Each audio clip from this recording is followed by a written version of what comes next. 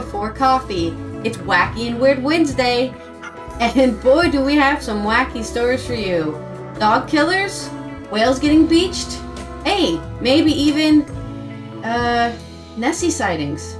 We'll cover all of that in today's episode of Before Coffee. Let's go ahead and cover our headlines. Today on Before Coffee. Walking 10 kilometers to escape Russia. And the South Dakota governor is a psycho animal killer.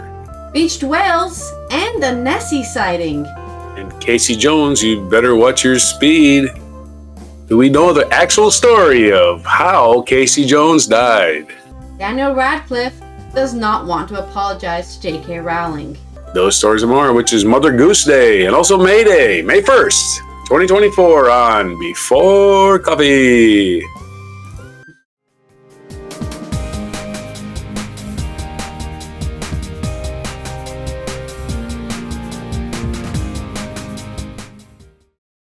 Okay, let's start off this Wacky and Weird Wednesday with more oddity than wackiness. This 98-year-old woman from Ukraine walked miles to escape Russian missiles. This is on AP News by Susie Blon. A 98-year-old woman in Ukraine who escaped Russia's occupied territory by walking almost 10 kilometers alone, wearing a pair of slippers and supported by a cane, has been reunited with her family days after they were separated while fleeing to safety. Lydia Stepaneva Lamikovska and her family decided to leave the frontline town of Okertin in the eastern Donetsk region last week after Russian troops entered it and fighting intensified. Russians have been advancing in the area, pounding Kiev's depleted, ammunition-deprived forces with artillery, drones, and bombs. I woke up surrounded by shooting all around. So scary, Lomikovska said in a video interview posted by the National Police of the Donetsk region. In the chaos of the departure, Lomikovska became separated from her son and two daughters-in-law, including one, Olha Lomikovska, injured by shrapnel days earlier. The younger family members took to the back routes, but Lydia wanted to stay on the main road. With a cane in one hand and steadying herself using a splintered piece of wood in the other, she walked all day without food and water to reach Ukrainian lines. Describing her journey, the nonagerian said that she had fallen twice and was forced to stop to rest at some points, even sleeping along the way before waking up and continuing her journey. Once I lost balance, I fell into the weeds. I fell asleep a little and continued walking, and then for the second time again I fell. Then I got up and thought to myself, I need to keep walking bit by bit, Lomikovska said. Pavel Dyachenko, acting spokesman for the National Police of Ukraine in the Donetsk region, said Lomikovska was saved when Ukrainian soldiers spotted her walking along the road in the evening. They handed her over to the White Angels, a police group that evacuates citizens living on the front line, who then took her to a shelter for evacuees and contacted her relatives. I survived that war, she said, referring to World War II. I had to go through this war too. In the end, I'm left with nothing. That war wasn't like this one. I saw that war. Not a single house burned down, but now everything is on fire, she said to her rescuer. The latest twist to the story, the chief executive of one of Ukrainian's largest banks announced on his Telegram channel Tuesday that the bank would purchase a house for the pensioner. Monobank will buy Lydia Stepaneva a house, and she will surely live in it until the moment when this abomination disappears from our land, Ole Horakovsky said. So, amazing determination here from this 90-year-old woman who wanted to get out of the Russian invasion. Proof again that even the oldest of Ukrainians do not believe they belong to Russia, and that Russia is their mother country that is coming to save them from the Nazis or whatever. At least one I'm sure there's actually multiple older people from Ukraine who are refusing to adhere to Putin's propaganda. But good to hear that she got there safe, even at 98 years old, and that she found her family again. Good. Weird news out there. Weird news. On to your story. Okay, that was short. I guess we're on my news story then, and we're going to talk about the governor of South Dakota. This is a story from TheGuardian.com. Martin Pengelly. Trump VP contender Kristi Noem writes of killing dog and goat in new book. In 1952, as a Republican candidate for vice president, Richard Nixon stirred criticism by admitting receiving a dog Checkers as a political gift. In 2012, the Republican presidential nominee Mitt Romney was pilloried for tying a dog Seamus to the roof of the family car for a cross-country trip. Seamus was tied to the roof because he was pooping everywhere. But in 2024, Kristi Noem, a strong contender to be running mate to defend J. Trump, the presumptive Republican nominee, if he's not in prison, has managed to go one further by admitting killing a dog of her own. Cricket was a wire hair pointer about 14 months old, basically a puppy. The South Dakota governor writes in a new book, adding that the dog, a female, had an aggressive personality and needed to be trained to be used for hunting pheasant. The only reason your dog exists is for you to kill birds, in other words. Okay, lady. What unfolds over the next few pages shows how that effort went very wrong indeed, and remarkably, how Cricket was not the only domestic animal Noem chose to kill one day in hunting season. Noem's book, Noah Going Back, The Truth on What's Wrong with Politics and How We Move America Forward. Oh yeah, she's going to move America forward by kissing Trump's ass. Okay. We will be published in the U.S. next month. Forward to becoming an oligarchy, yeah.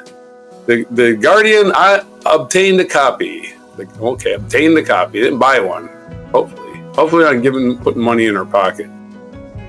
So hopefully it doesn't sell any more copies because of this, but I'm sure it will, because reporters are like, ooh, I gotta read that.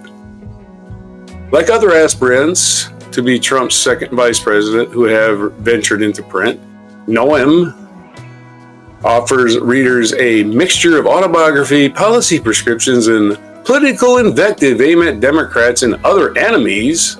Okay, he looks at people as enemies. All of it raw material for speeches on the campaign stump. No solutions. Just bromides. And she includes her story about the ill-fated cricket. She says to illustrate her willingness in politics as well as in South Dakota life to do anything difficult, messy, and ugly if it simply needs to be done, or if it doesn't need to be done at all, or nobody cared if it was done or not at all. She just decides to kill things. Way to go. By taking Cricket on a pheasant hunt with older dogs, Noem says she hoped to calm the young dog down and begin to teach her how to behave. Unfortunately, Cricket ruined the hunt, going out of her mind with excitement, chasing all those birds and having the time of her life. Man, stupid dog ruined my hunt. I can't go to the store and buy birds with money. I got to shoot them with a gun, with a dog hunting them, because it's fun for me. Not fun for the dog. Don't want the dog to have fun. Anyway, Noem, if that's the way you pronounce your name, Noem describes calling Cricket, then using an electronic collar to attempt to bring her under control. Nothing worked. Electric collar. You live out in the country, you need an electric collar to control your dog. Okay. Then on the way home after the hunt, as Noem stopped to talk to local family, Cricket escaped Noem's truck and attacked the family's chickens, grabbing one chicken at a time, crunching it to death with one bite, then dropping it to attack another. Cricket, the untrainable dog, Noem writes, behaved like a trained assassin. When Noem finally grabbed Cricket, she says the dog whipped around to bite me. Then, as the chicken's owner wept, Noem repeatedly apologized, wrote the shocked family, a check for the price they asked, and helped them dispose of the carcasses littering the scene of the crime. Looks like you're having chicken for dinner. Dispose of the carcasses. I don't know. It's really sad, kill those chickens, but it was your fault for letting the dog out of the truck, so you're blaming the dog again. Through it all, Noam says Cricket was the picture of pure joy. I hated that dog, Noam writes, adding that Cricket had proved herself untrainable, dangerous to anyone she came in contact with, and less than worthless as a hunting dog. Less than worthless. At that moment, Noam, who decides that animals are less than worthless all on her own, I realized I had to put her down. I had to. I just had to. Me, I'm going to solve this problem. Anyway, Noam, who also represented her state in Congress for 8 years, got her gun and then led Cricket to a gravel pit. It was not a pleasant job, she writes, but it had to be done. And after it was over, I realized another unpleasant job had to be done. Whoa, she had herself some bloodlust. She was time for some more killing. Incredibly, Noam's tale of slaughter is not finished. Her family, she writes, also owned a male goat that was nasty and mean. That goat's been pissing me off for years because it had not been castrated. Oh my God, males all have to be castrated or they're nasty and mean. Furthermore, the goat smelled disgusting, musky, rancid, and loved to chase Noam's children, knocking them down and ruining their clothes. I'm sorry. Why is this goat running free on your property, knocking down your children? Isn't it in a pen? It's just roaming the land? I'm just curious why this goat is mixing with your kids in the first place. Yeah. Just curious. Noam decided to kill the unnamed goat the same way she had just killed Cricket the goat. But though she dragged him to the gravel pit, the goat jumped as she shot and therefore survived the wound. Noam says she went back to her truck, retrieved another shell, then hurried back to the gravel pit to put him down. At that point, Noam writes, she realized a construction crew had watched her kill both animals. The startled workers got back to work, she writes, only for a school bus to arrive and drop off Noam's children. Kennedy, who's one of her kids, apparently, she named her kid, she hates Democrats, and she named her daughter Kennedy. That's so ironic. Democrats. Well, my daughter's named Kennedy. Makes perfect sense. Anyway, Kennedy looked around confused. Noam writes of her daughter, who asked, "Hey, where's Cricket?" "Oh yeah, I shot her." I wonder what lie she told her kid, huh? On Friday, reaction to the news of Noam's description of killing her dog and her goat included satire. The Barack Obama advisor turned to podcaster Tommy Vietor, calling the governor Jeffrey Dahmer with veneers.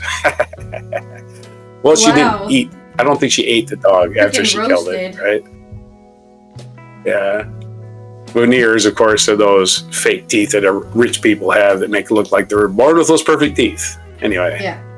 But most responses, particularly from dog owners and people who hunt with dogs, simply express disgust. Rick Wilson, Republican of the anti-Trump Lincoln Project, called Noam a deliberately cruel and trash. Ryan Busey, the Democratic candidate for governor of Montana, said, anyone who has ever owned a bird dog knows how disgusting, lazy, and evil this is. Damn. Yeah. Noam herself posted screen grab of the Guardian report and an admission that she recently put down 3 horses. Oh yeah, killed me some horses. She did. I wonder if she did it herself though. She might have let somebody else do it. A lot of money and then she just shoots them. That's what she likes to do. Yeah, horses are just basically big dogs. Unless you're a racehorse owner, they don't bring like money to you. They're just pets. Yeah. We love animals, she said, but tough decisions like this happen all the time on a farm. You just don't understand. We have to shoot these fucking horses. What do you mean donate them to a sanctuary that will take care of them? I've never heard of that. Sadly, we just had to put down 3 horses a few weeks ago that had been in our family for 25 years. And Grandma's coming over Thursday night. She's getting a little long in the tooth, and she's irritating the piss out of me. Let's put Grandma down. What do you say? The governor also said her book contained more real, honest, and politically incorrect stories that have immediate gasping. Well, good for you. You don't get to be You don't get to be in politics anymore. You can't have it both ways. You can't be a disgusting pig and just go, hey, I want to make policy for everybody based on my sociopathic, murder anything that pisses me off personality. In the book, however, she sums up her story about Cricket the dog and the unnamed, didn't bother to name the goat, an uncastrated goat, who may prove a contender for the greatest understatement of the election year. I guess if I were a better politician, I wouldn't tell the story here. I guess not. There's your story. But that doesn't disqualify her for being Trump's VP. It makes her, it probably scores her points. Because he hates dogs. Yeah. Don't trust anybody that hates dogs. Sorry. I don't trust anybody that hates dogs. I just want to point out this is the second memoir in like the month or in 30 days that includes information they should not be sharing, and anybody who's in control of editing this memoir said, hey, maybe you shouldn't put in the part where you killed a dog and a goat. Maybe you should just leave that out. Nobody told her. She's just like, no, the dog killing must stay in my book. Okay, that is a very important part of me and my character. Yeah, I'm glad you told us that you like murdering animals. Because now we know. Well, apparently, you ever heard of Corey Landowski? No. He's kind of a scumbag. He used to be in Congress. He actually got arrested for trying to bring a gun into Congress when he was in Congress. Anyway, he became a Trumpster. And he's one of these operators. Like, he dates a lot. Like, he dated one of Trump's, Hope Hicks or whatever, who was in the White House. One of these people that had to testify against Trump. He dated her for a while, right? Anyway, Corey Landowski apparently was dating Christine Ohm, right? Recently. And when she was writing her book, he said, hey, include that story. About killing the dog. So it's his fault. Yeah, obviously. Yeah, that'll be great. That'll sell books. I think that might have been political subterfuge on his part, right? You lost your political career. And then he breaks up with her and her freaking, fixed your little situation. I got her this time, so I guess. Yep. Okay, well. Yep. So anyway, they were dating. So she's kind of a, I don't know. I don't think governors should be dating. Sorry. I don't want to get in people's personal life, but if you're governor of a state, yeah, if you're not married already, forget it. You're not dating. It's not part of your job to have a social life. Seriously. They tell it to Marines, if you're not married and you're in the Marines, don't get married. You're just causing yourself problems. They can't stop you, but I just don't think if you're married, you should be dating. If you're not married, or even if you are married, any situation. It's going to ruin things, and then they do it anyways, and then they find out, oh wait, it did ruin everything. Yeah. You're hired for a specific job, and we get to hear about your dating life? Nah. I mean, that's exactly why a lot of businesses also say don't date within the office or whatever. Or like when I worked at Chipotle, they were like, please do not date fellow Chipotle workers. You're just going to cause drama, and we're not here for drama. We're here to do food service, That's all we're here for. And I think famously, famously a manager was dating the, what is it called? The person who prepares a bunch of food for like a party. What is that called? Caterer? Yeah, the caterer. A manager was dating a caterer, and the caterer was like, I have to quit now because when she's the caterer, so she gets paid less, so it's better that the manager keeps his job since he gets paid more. But they were dating, and it was just going to cause drama, so she decided. I don't know. I think it was her personal choice to quit. I don't think a manager forced her. I don't know. And when I got there, it was already happening. But I agree. Don't work with people or with your dating. No dating while you're working. Just focus on your job. Especially if you're a politician who has to take care of. Not dating while you're working. I'm saying if you got a job like president, or if you got a job like governor, or some of these chief executive jobs, and you're single, stay single. Don't date. Wait till you're out of office. They'll be waiting. Don't worry. They'll be there when you get out. You'll still be the ex whatever. And again, you're subject to a lot of people who have bad motives. dating you, is what I'm saying. Like telling you to put you killed your dog in your That's it for my story. Okay.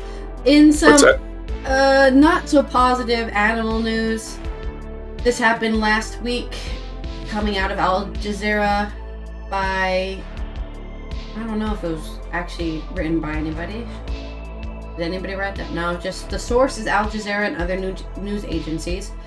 At least 26 pilot whales die after mass stranding in Australia. This was on the 25th of April. At least 26 long-finned pilot whales have died, but several others were rescued after 160 of them were stranded over a large area in Western Australia. It's okay, so 26 died, but 160 of them were stranded in total, so that's actually a really good turnout when you think about how hard it is to get a bunch of whales back into the ocean after they strand themselves. Dozens of whales were struck in shallow water on the 25th of April morning, spread across about 500 meters or 0.31 miles at Toby Inlet in Geograph Bay near Dunsborough. The region is less than 250 kilometers or 155 miles south of the state capital of Perth. Footage from the area showed wildlife preservation teams and local authorities joined by many volunteers to help them get back to deeper waters. Now there's some people who care about animals. Paya Cortis, a spokesperson for the Department of Biodiversity, Conservation and Attractions, said samples would be taken from the deceased whales before removing them from the shores. More than 100 whales were moved offshore, but Cortis... Cowartis, it's a really weird name. It's like Cower and Coutis, said they may return.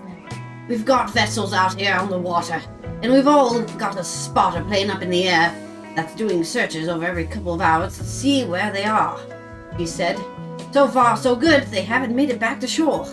The department said that once fully beached, whales usually have to be euthanized, as that would be the most humane outcome. They have really dry skin, I guess. Mass strandings of pilot whales are not uncommon in Australia and in New Zealand, but often, after decades of such events, scientists do not fully understand why they occur. Some researchers think pods go off track after feeding too close to shore. Pilot whales, which can grow to be more than 6 meters or 20 feet long, are highly sociable, so they may follow pod mates who stray into danger. Some stranding incidents have been linked to underwater noise pollution caused by humans, which could affect animals' sensitive hearing. We have talked about this on the show, the idea that radar can trick whales into thinking where they're, like, getting confused where they are, and then they go somewhere else. Where am I? I'm lost. Some stranding incidents have been linked. Oh, sorry, we did that one. Wildlife experts have said that whales' unusual behavior could also indicate stress or illness within a pod. Pilot whales often maintain close relationships with their pods throughout their lives. About 500 whales died when they beached on New Zealand's remote Chatham Islands in 2022. The latest mass stranding event in Western Australia occurred at Chesney's Beach in Albany in July 2023, where at least 90 of the mammals died. The largest beaching of whales in Western Australia took place in Dunsborough in 1996 and involved 320 long-finned pilot whales. All but 20 of the animals were rescued and escorted back into deeper waters. Authorities have asked people not to attempt to rescue the whales without direction from experts, as they may cause further injury to animals, hinder coordination rescue efforts, or hurt themselves. So I guess they got some a second chance here on this second stranding on the beach. Because last time they stranded on the beach, only 20 of them survived, and now the opposite happened, where more survived than died. But yeah, definitely something weird happening with the whales. I hope it's not an instance of them trying to return back to space with the dolphins or something. You get that reference? Good on you. Yeah, the Hitchhiker's Guide to the Galaxy. Yeah. Thanks for all the fish. Yep. Thanks for all the fish.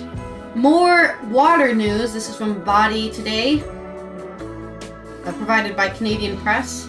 Nessie sightings by a Canadian couple in Scotland. Perry Malm and Shannon Wiseman weren't expecting a pivotal moment in their sons' lives when they visited Scotland's Loch Ness earlier this month. That's exactly what happened. Our youngest is turning 3 next week, and Wiseman from the family's home in London, England, and he tells everyone there have been 2 pivotal moments in his life. Seeing the world's largest dinosaur, which he did at the Natural History Museum in January, and seeing Nessie. He tells everyone he encounters. He tells the postman. He tells the guys in the shops and the cafes. Malm and Wiseman have been thrust into a limelight after a photo they took during the family's vacation showed a shadowy figure poking above the waterline, something that the couple's children and others firmly believe is the latest sighting of the famed Loch Ness Monster. Malm and Wiseman, who are from Coquitlam, British Columbia, and Calgary respectively, moved to England in 2006. The couple said the original plan for the spring vacation was to take a boat ride in Loch Ness because their children were completely captivated by the concept of Nessie. We'd even packed shortbread cookies, which we told from these books was Nessie's favorite treat, Wiseman quipped. Turned out shortbread cookies were not necessary. That's because the family spotted something sticking out of the water while visiting a lookout at nearby Urquhart Castle. We just started watching it more and more, and we could see its head coming above the water, Mom said, and then it was swimming against the currents towards the castle, slowly but surely, like very fastidious going over the waves and coming closer and closer, and then it submerged and disappeared. Mom said family took a photo of what they saw and decided for a bit of a laugh to send the picture to the official Loch Ness Monster Sighting Register, which he stumbled upon while surfing the internet. They got in touch within 24 hours, Mom recalled. They were super excited. They sent it to one of their Loch Ness experts who said that it was compelling evidence, I believe was the exact phrase. And just one thing led to another. I mean, it has been incredible. Since the photo submission, Mom and Wiseman have been featured in British tabloids such as The Sun, Daily Mirror, and digital publications like Lad Bible. On the official Loch Ness Monster Sighting Register, the encounter has been recorded as the first Nessie sighting of 2024. We both got texts from people who haven't heard from in quite some time going, "Guess who I just saw on TV," Mom said. "I'm just glad that we hit the national media in Canada for spotting the Loch Ness Monster and not being on Crime Stoppers." Both Mom and Wiseman said they are happy their experience is bringing some positivity to the daily news cycle. And at least one person they have spoken with thanked them for the picture. "Our son's school headmaster is Scottish," Mom said. "He pulls me aside and pick up one day and goes, 'You know what, Perry? They've done more for Scotsman tourism than anybody in my lifetime.'" Aha, that's exactly what you said before the show started. He was like, "What, Scotland needs more tourists?" I guess so. Timed for the summer. Timed for the summer's tourist season. Yeah. Perfect. You couldn't have set it up better. So hopefully some people will be inspired to come visit Scotland. What a coinky I would dink. love to go back to Scotland. It was great. I want to see more of the Highlands because we're mostly in like the Midlands of Scotland, you know, the lowlands, highlands where they meet, but we didn't really go up there, you know, to the cliffs. Yeah, we didn't go to Nessie. Yeah, maybe we can go to Loch Ness. I wanted to do we did hike. Well, I wanted to do we did hike Ben Lowers. Yeah. We did hike Ben Lowers. We went to the dam. That was We didn't go to the top though. hiking. We just drove as far as the road led us, but we didn't actually go all the way to the top. Next time, I need seasoned hikers with me. I also wanted to do a line. Not blistered. I wanted to do what is it called? My The plantar lines fasciitis was acting up. Oh, okay. Anyway, that's my excuse. The plantar fasciitis. What is Which I certain, however, is didn't know what I we actually had. encountered on that cold April morning on the shore of Loch Ness. We don't know what we saw, Wiseman said. Our children believe we saw Nessie, and I believe it for them. I believe that we saw something that could be Nessie, and that it is a very broad possibility. Mom said that the wonder that they sighted has inspired his children and others, resonating with the photo, is more important than the question of what they encountered. "It's really charming," he said, at that outpouring of reactions, because in a world where news is about war here and atrocity there, it's nice that people are interested in something that's just lighthearted, a little bit silly, and a little bit unbelievable. Which is ironic because, of course, here on Before Coffee, we always cover the good news and the funny, weird oddities are happening, and we hate talking about war. Do we still talk about it? Yes. But we try to avoid talking about it because everyone hears enough about it everywhere else.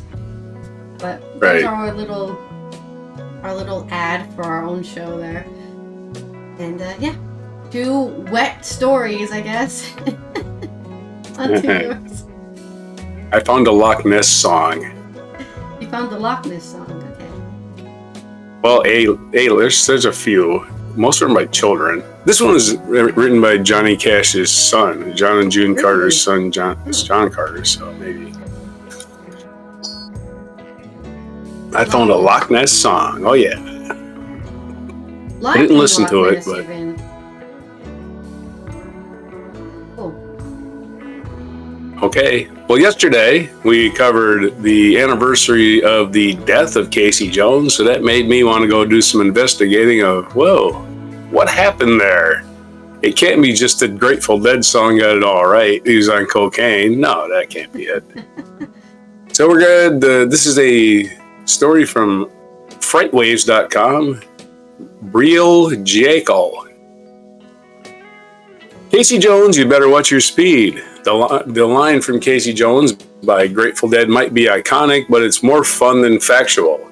Tuesday was railroad engineer Casey Jones' would-be 159th birthday. His life was cut short at 37 in a railroad crash. The infamous incident eventually made him a folk hero, with numerous ballads written about him throughout history, including tunes by such greats as Johnny Cash.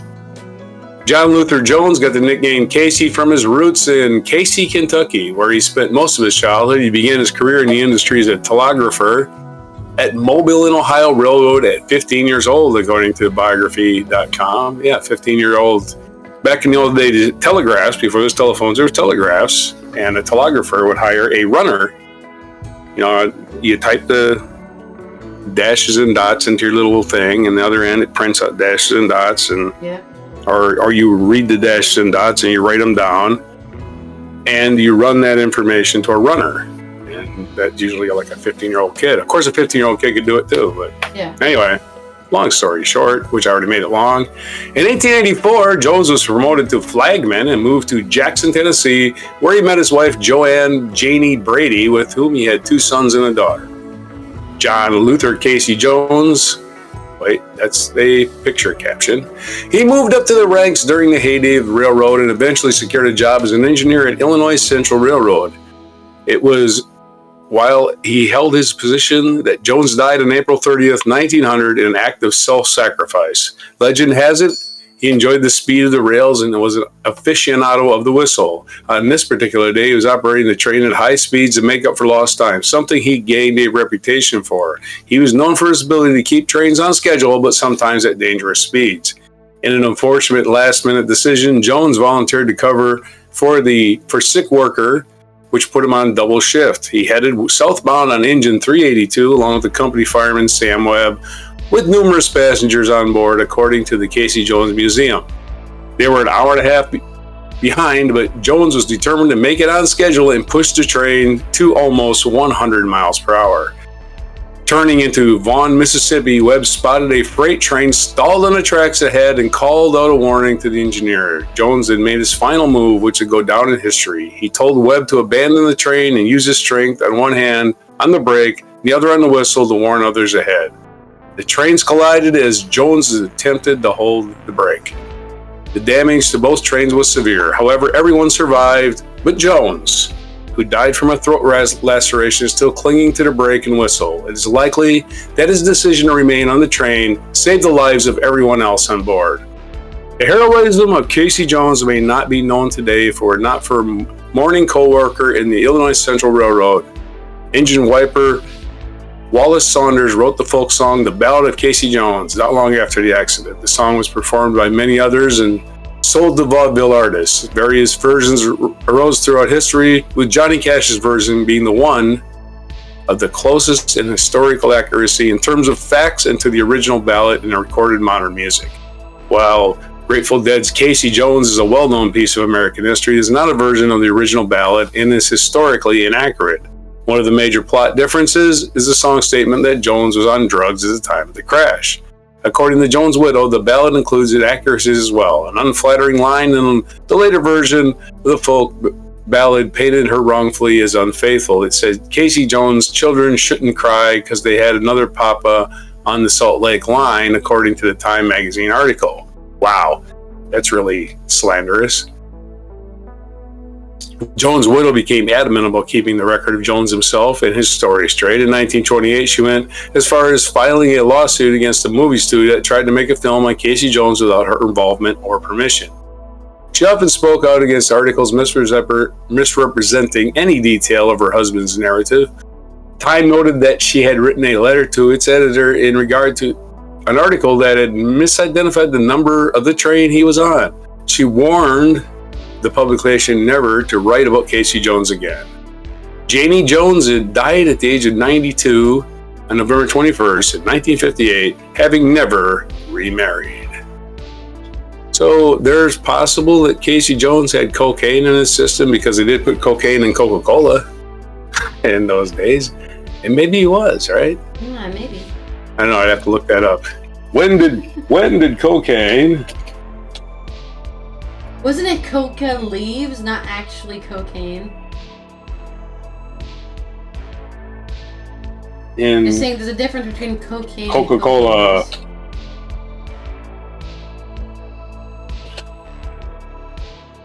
and Coke. It doesn't say. The first bottle of Coca-Cola from 1894 contained about 3.5 grams of cocaine.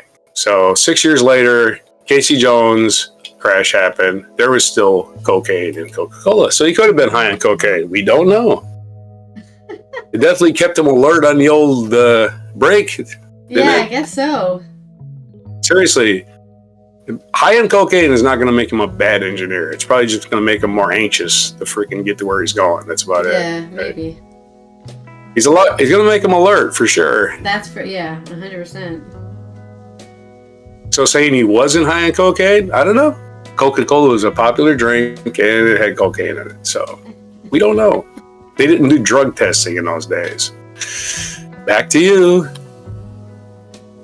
Okay, well, now we know this truth behind Casey Jones. The whole story. Yeah, the general population could have been high on cocaine for all we know. Yeah, probably. I wasn't alive, so can't tell you. In our Coke adds life, as they say. Yeah, that's like in our weird Coke adds life. Culture news. I think it was happening last week that J.K. Rowling. I know we're talking about her again, but it's just really funny. Oh boy! Watch a ship catch on fire and sink. And last week she was talking about how she would never accept an apology from all the people who called her a trans-hating, whatever she is.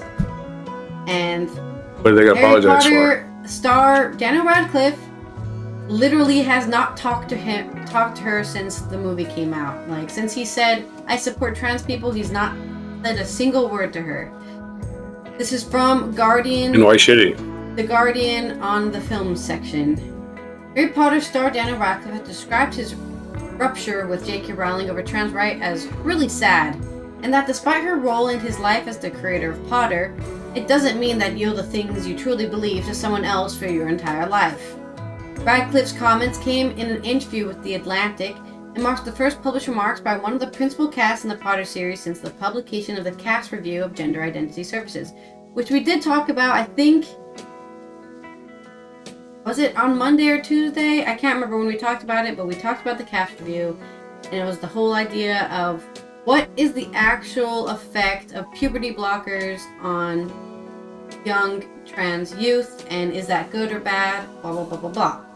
And Rowling subsequent suggestions on social media that he and the co-star Emma Watson were celebs who cozied up to the movement intent on eroding women's hard-won rights and who used their platform to cheer on the transitioning of minors. Radcliffe and Watson dispute with Rowling dates back to the latter's intervention in the growing controversy between trans rights activists and gender-critical feminists in 2020. Radcliffe subsequently issued a statement through LGBTQ+ suicide prevention group, the Trevor Project, saying, "Transgendered women are women." In a statement to the contrary, erases the identity and dignity of transgender people and goes against all advice given by professional healthcare associations who have far more expertise on this subject in the matter than either Joe or I. Yeah, the freaking healthcare professionals are telling you, just let people say what they are and just leave them alone. Whatever they want to identify as, just let them. It literally doesn't affect your life. It doesn't affect anything you're doing. It doesn't affect society, except for having a bunch of healthy people who don't want to kill themselves. Oh darn! I want society to be filled with depressed people who want to die. That's what J.K. Rowling wants, I guess. Radcliffe told The Atlantic, "I've worked with the Trevor Project for 12 years, and it would have seemed like, I don't know, immense cowardice to me to not say something. I wanted to try and help people that have been negatively affected by the comments. And to say that if those are Joe's views, they are not in the views of everybody associated with the Potter franchise." He added, "I did have a realization of a connection to Harry Potter and this stuff. A lot of people found some solace in those books and films who are dealing with feeling closeted or rejected by their family or living with a secret." Radcliffe also said he has no direct contact with Rowling since the controversy erupted.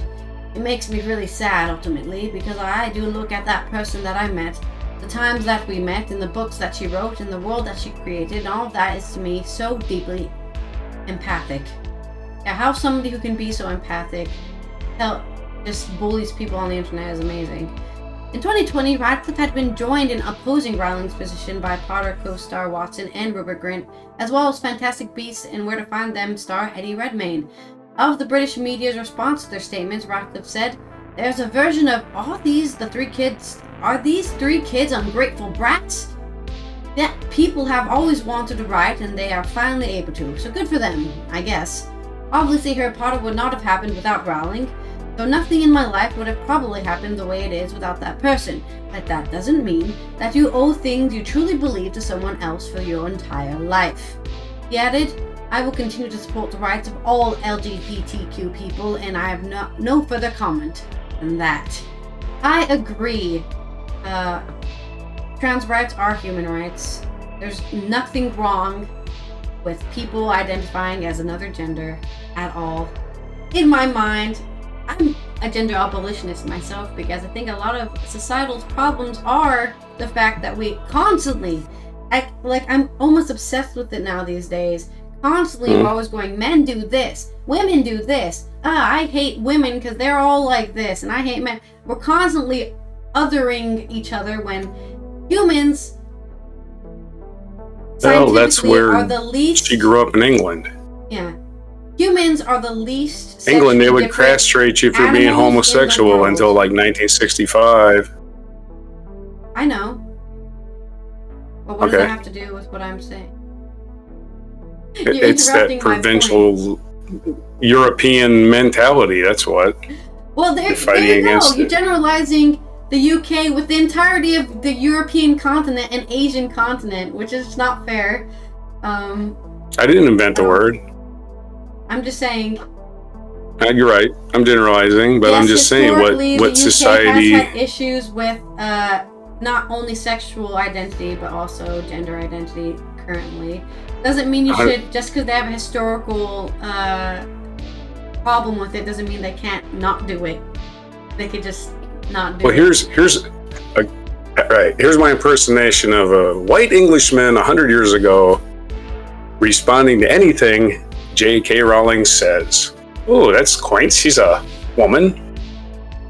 That's my. Wrote a book. There's my response. Her opinion doesn't count. She's a woman. 100 years ago, her opinion didn't count. So she's grateful her opinion counts. Yeah. Well, that's what. Well, in her psychotic mind. Yeah. What she perceives as men trying to be women is men trying to take away all the things women have fought for. So they're trying to take away her opinion, I guess, her right to have an opinion. All these men are invading my space and trying to take away women's spaces. Her gender is irrelevant to my opinion of her, except for the fact that 100 years ago, or maybe even less, her opinion wouldn't even be heard. Nobody would care. She wouldn't get a publishing contract unless you changed her name to John Doe or Jimmy Johnson or something. Well, that's exactly what she did, though. Her name is J.K. Well, yeah, I was going to say, what is she... I believe She's I don't used know to if it being was oppressed, in I her guess. mind or her publisher, but She's I know oppressed. for a She's a fact victim. the reason her name is J.K. Rowling is because she was scared people would not buy a fantasy book by somebody named Joanne. So that's why. Oh, I got you. Joanna. I think her name's Joanna. Well, authors do that all the time. Yeah. But I'm just That's saying very she did common. have to Not change her uncommon. name to sell her book. Whether she had to or not, I don't know. But she did do it, thinking it would actually improve her chances. So. She's playing the victim. Since she's playing the victim card, and you criticize her, she's going to be more of a victim. I'm a victim of this. Crazy, yeah. Well, my only point I wanted to say is that humans are the least sexually different creatures on the planet. Compared to every single, except for like single-celled organisms, right? Compared to every single animal, you can tell what a female or a male animal are because of certain characteristics. In a lot of animals, humans are not one of those. We are very, very similar. Like if an alien came to the Earth, they wouldn't be able to tell who's a woman or a man, unless obviously you dropped your pants, I guess, because if everybody was dressed the same, if everybody was dressed the same. But we're walking around naked, it would be real easy. But, no, it isn't, because gender is a mental thing, because it's a societally enforced social construct. You would still divide them into categories, and you probably just end up with two categories. That's why we are.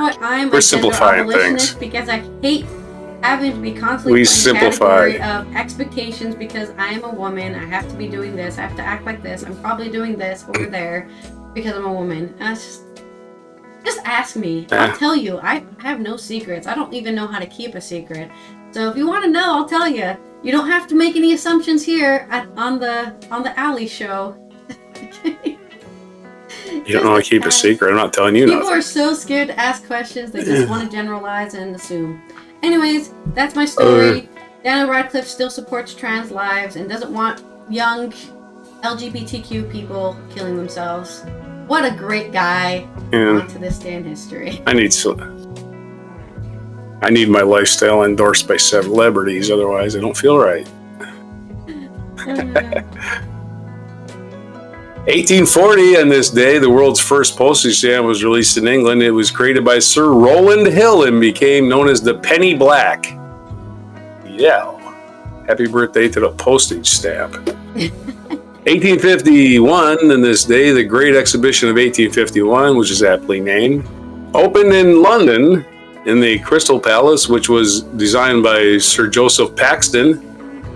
They had a Crystal Palace way back in 1851. I wonder if that's still there. Is it still there? I wonder. No idea. 1866 Memphis race riot began as members of the city's white majority attacked black residents, 46 of whom were killed, and unprovoked violence helped win passage of the 14th Amendment. Another piece of history that people want us to forget. Certain people do. The people are, oh no, don't teach about the history where mean people did stuff.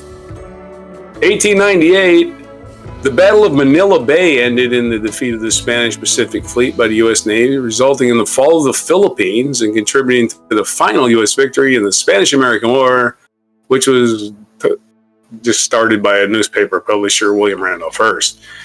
In 1909, American singer Kate Smith, known as the First Lady of Radio, was born.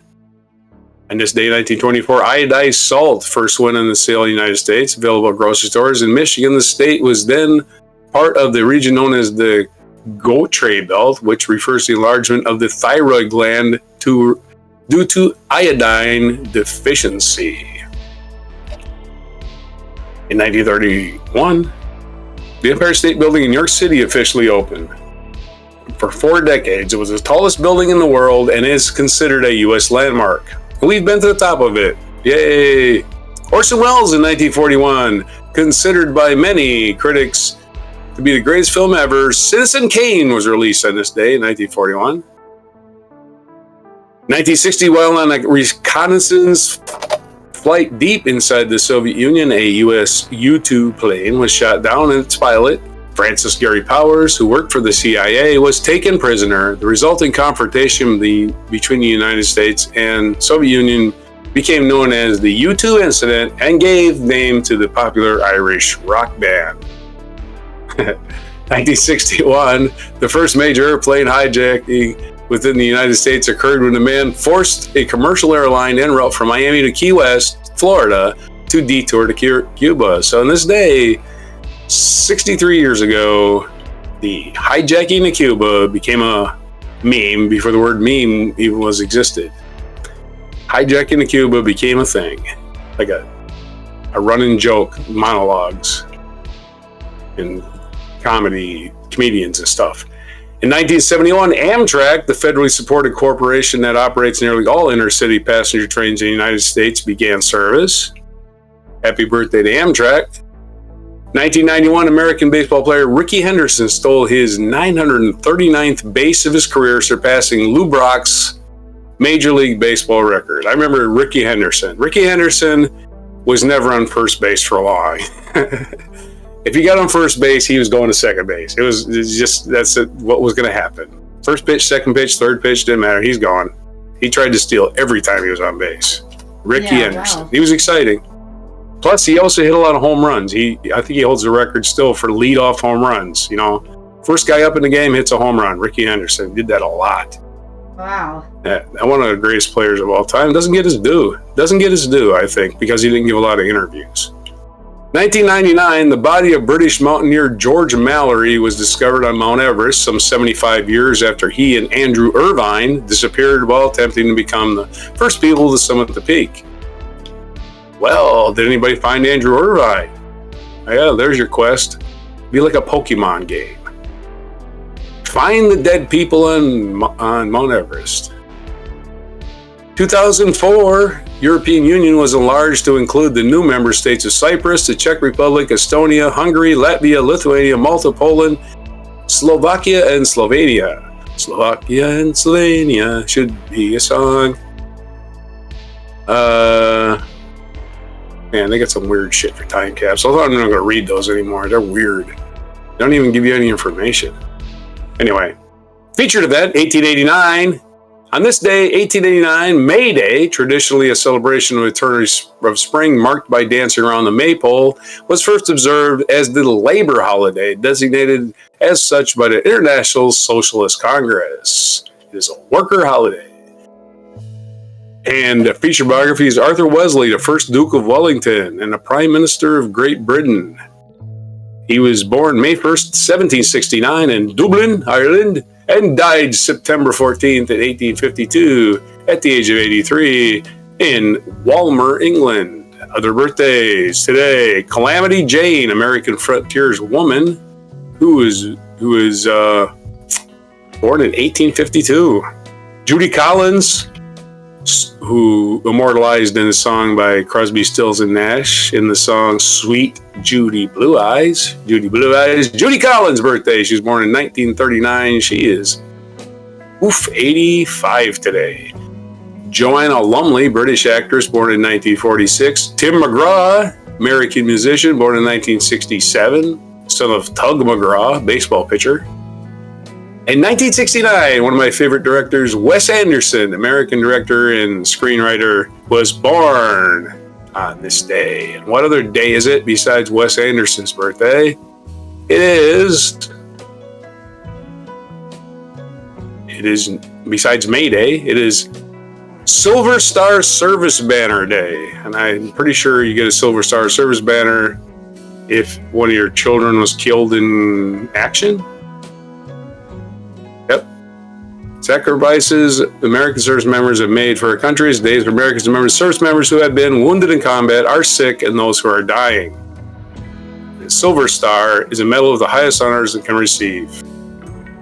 We are using today's National Day to remind everyone the importance of honoring our military heroes and the families across the country. Silver Star Day. Today. It's National Loyalty Day. So if you're loyal, it's your day. Yep. It's also National Chocolate Parfait. Chocolate Parfait Day.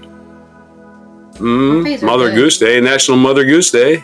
Mother Goose and all the nursery rhymes, you know. Yep. I grew up reading those. And it's Law Day.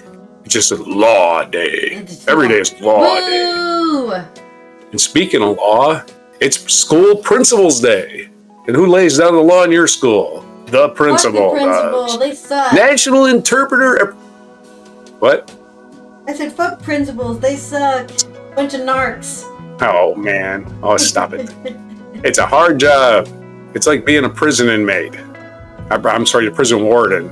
Sorry, or an inmate. Both, actually. A warden and an inmate. You can't leave. National Interpreter Appreciation Day.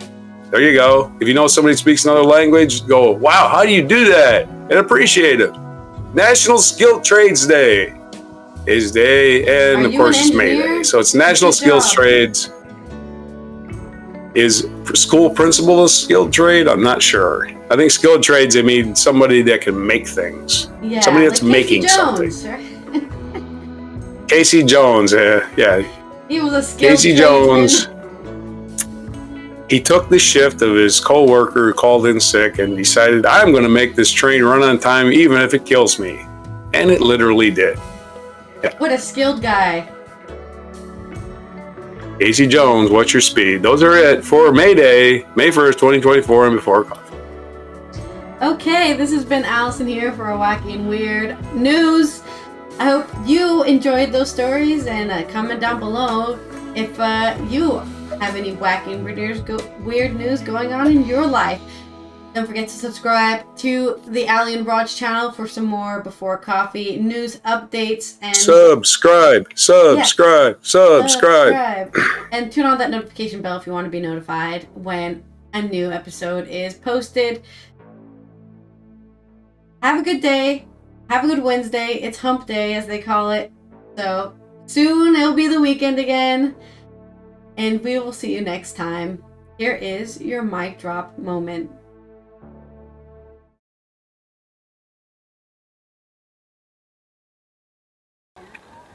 Hi, I'm John Carter Cash, and this is the wondrous Loch Ness.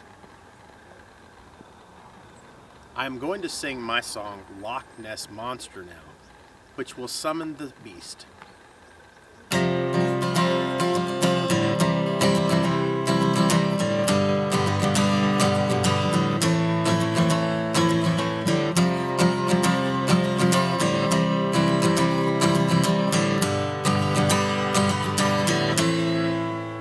Loch Ness Monster, I must kill you.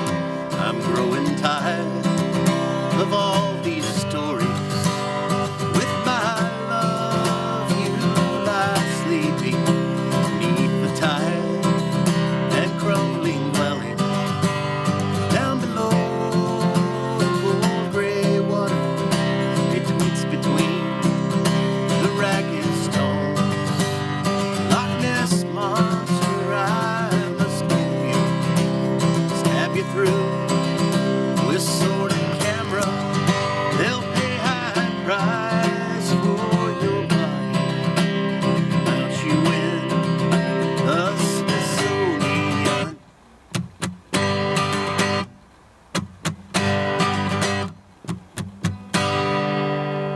Loch Ness Monster, how I need you. Round your bone to make my bread. Trap you, Lord, you and deceive you.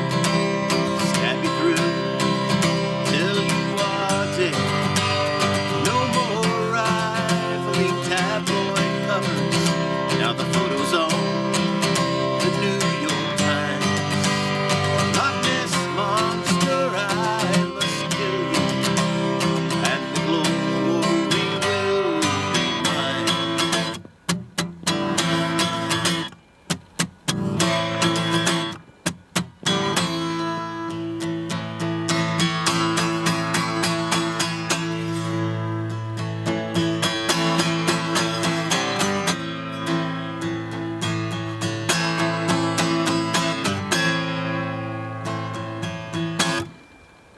Loch Ness Monster, I must kill you. I'm growing tired of all these stories. With my love, you lie sleeping beneath the tide and crumbling dwelling. Down below cold gray water, betwixt between the ragged stones. Loch Ness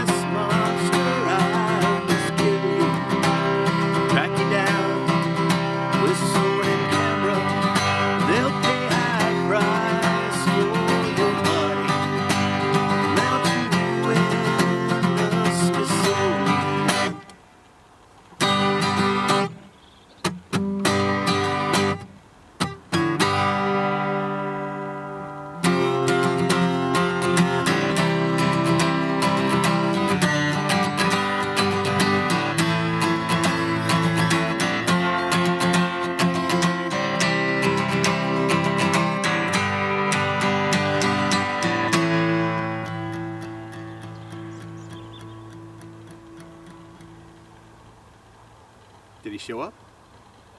Oh, yeah.